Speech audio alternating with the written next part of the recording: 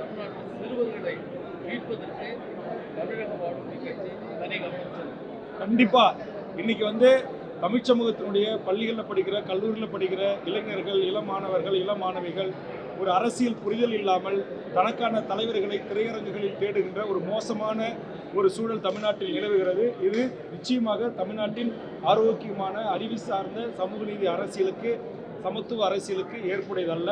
அந்த விழிப்புணர்வை உருவாக்க வேண்டியது என்னுடைய பொறுப்பு மட்டுமல்ல, தமிழ்நாட்டில் இருக்கிற ஒவ்வொரு அரசியல் கட்சி, ஒவ்வொரு சமூக மாற்றத்திற்கான நல்ல மனிதர்களுடைய கடமையும் கூட.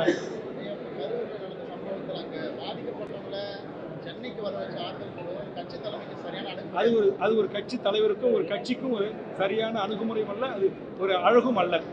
இது எவ்வளோ பெரிய வேதனையான விஷயம். அவங்களே உயிர்களை பலி கொடுத்து அவங்க துக்கத்தில் இருக்காங்க.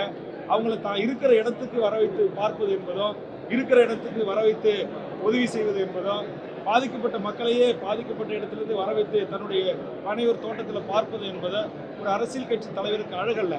ஆனால் அப்படிப்பட்ட அரசியல் கட்சி தலைவரை ஆராதிக்கிற, ஆதரிக்கிற மனநிலையில் தமிழ் சமூகம் இருக்கிறது அல்லவா? அதை குறித்து தான் நாம் கவலை கொள்ள வேண்டும்.